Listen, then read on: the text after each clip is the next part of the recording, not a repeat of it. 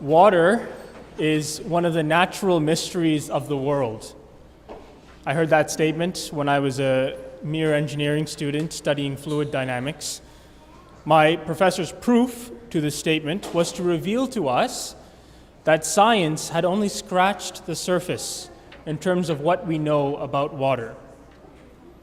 For example, we don't know how water evaporates, just that it does. We don't know how many states of being there are for liquid water. Science thinks there might be 2. Particular to that clause, everything about how water flows. Science cannot turbulent flow in water. Of course, we do know some things about water. We know that water is paradoxical. We know that water can be deadly.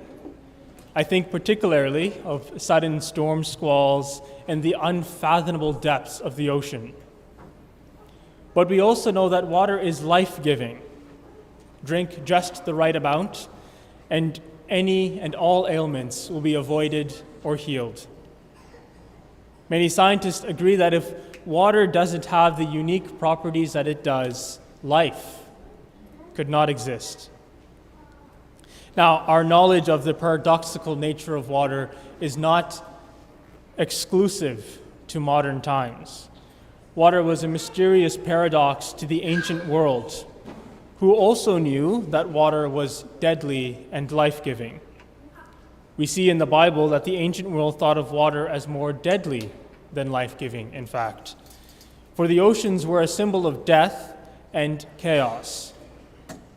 The deadliness of water made pagans sacrifice to those they thought were gods just to appease them. The Israelites, however, knew who ruled the seas. The Israelites knew that only God could control the wind and the sea, and the Old Testament is littered with these examples. Some examples that rise quickly to mind is the Great Flood, the splitting of the Red Sea, the storm that rises when Jonah tries to run away from God. And particularly to us today, our passage in Job is another example. First, a little bit of context. Throughout of one disaster after another, through every disaster and tragedy that befalls him, he remains faithful to God. However, helped along by his friends, Job begins to question God, to understand God's purpose. Finally, from the depths of a whirlwind, a storm of epic proportions, God speaks. And instead of answers, God poses questions of his own to Job.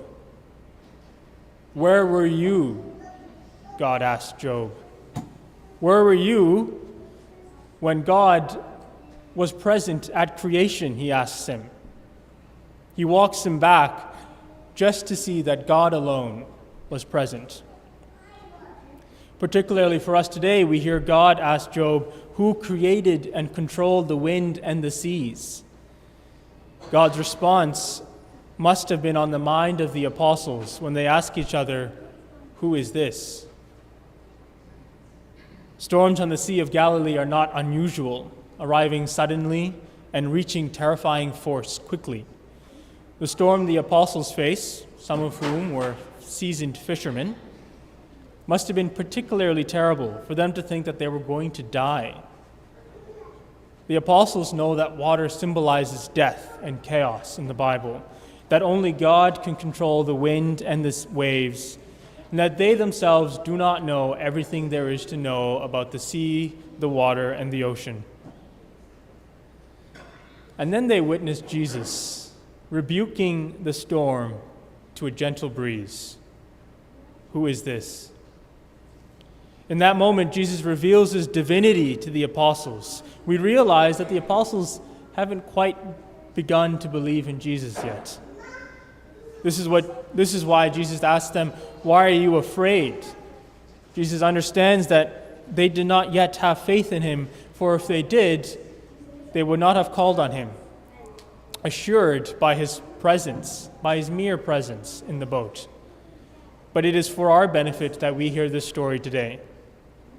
Imagine seeing a man rebuke the wind and the waves to a gentle whisper. Imagine seeing a man who called you to follow him, who you only see as a teacher, do something that only God can do. Today we learn and relive with the apostles the episode where they learn about the one who commands the wind and the waves. We grow in our own knowledge of Jesus, who in hushing the storm to a gentle whisper proclaims his divinity, his mastery over all creation.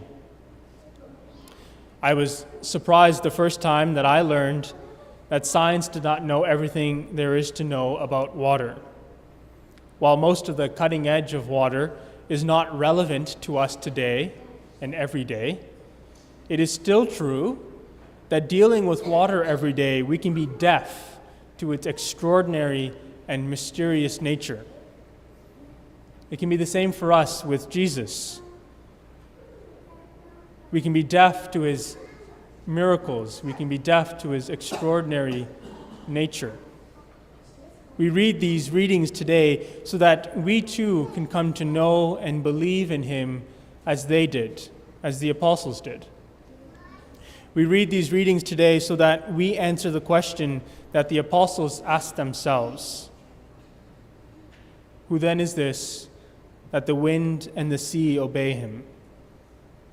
He is Jesus of Nazareth, the Son of God.